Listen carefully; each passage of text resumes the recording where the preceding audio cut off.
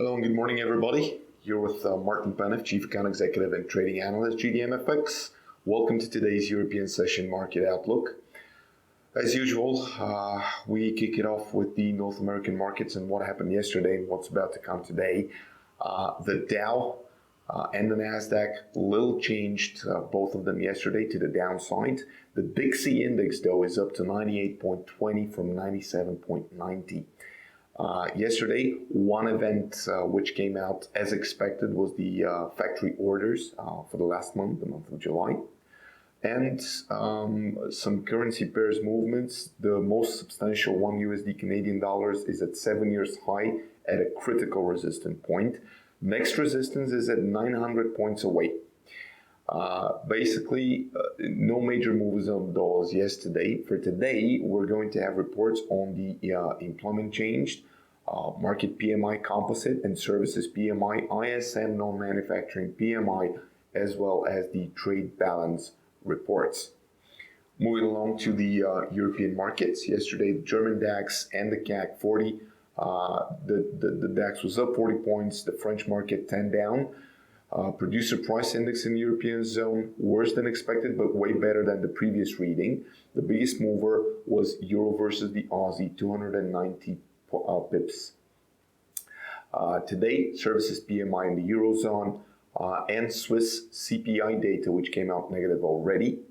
Retail sales in the European zone are due today as well. The UK markets, FTSE 100, moved up to a total of 14 points and closed at 6,630. PMI construction for June came worse than expected and worse than the previous reading. Figures show that the prices of the UK houses have risen 0.4% for the month of July, which is a substantial rise there. Meanwhile, the growth of Britain's construction slowed in July. The PMI index fell to 57.1 from 58.1. Expectations are that the plan of the government announced last month to remove the obstacles to building new houses will cause a surge in the house prices there. Again, the biggest mover was the pound versus the Aussie. 32 points down yesterday, 45 points range, and a little bit of a correction today, 4 or 5 points. Market Services PMI for the month of July is what we're going to see in today's agenda. The Asian Pacific market, starting with the Japanese Nikkei 225, 147 range, 93 points up yesterday, 132 up today. Japan is emerging as the start of the Asia's latest earnings season, with most companies reporting higher than the expected profit growth as businesses continue to benefit from Prime Minister Shinzo Abe's economic policies. A stock market boom is helping Tokyo-based bank reap higher profits, and the weak yen continues to bolster earnings for the exporters such as Toyota Motor Corporation, which on Tuesday reported record quarterly profit of over $5 billion. Bonds in Asia declined as speculation U.S. interest rates will be raised as soon as next month, underpinned the U.S. dollar. China shares ended higher on Tuesday after officials announced that fresh steps to rein the short selling, while commodities weakness spread to come Asian currencies, including the Malaysian ringgit. Chinese regulators are continuing to roll out rescue measures to stem the 27% decline in the equity since mid-June.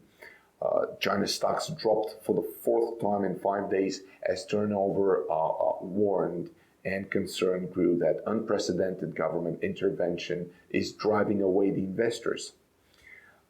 Yesterday, in Japan, Market Services PMI came out slightly lower than previous. We also had Caixin China Services PMI came out 2 points better than the previous, now at 53.8, hitting 11-month high. Yesterday, GBP JPY range 8, 2 points up versus the Swiss franc, 8 points down versus the euro, 4 points down. The US dollar versus the Japanese yen, 3 points up, and the Aussie Japanese yen, 19 points range, 14 up. Today, foreign bond investment and foreign investment in Japanese stocks is what we're going to see. Moving along to the New Zealand unemployment rate, which came out slightly up. And the New Zealand proposition to increase tax and capital gains came out yesterday. The employment reports came negative.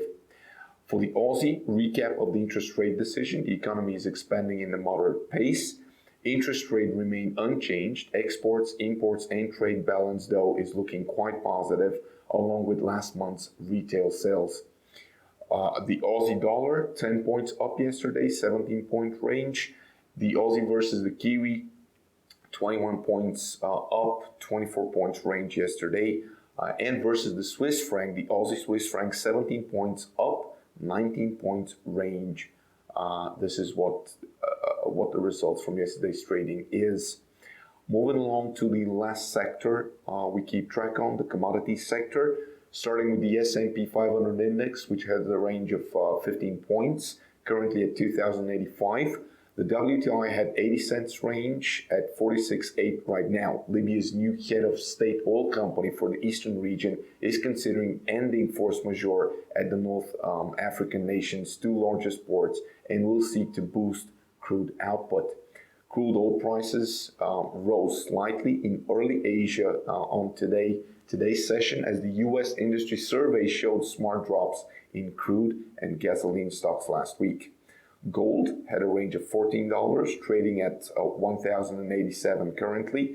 Silver had a range of 28 cents at 14.55 now. Natural gas trading at $2.80 per British terminal unit. It had a range of about 7 cents on yesterday's trading. That was all from me from today. Thank you very much for your attention. I wish you a successful trading day. Cheers. Bye.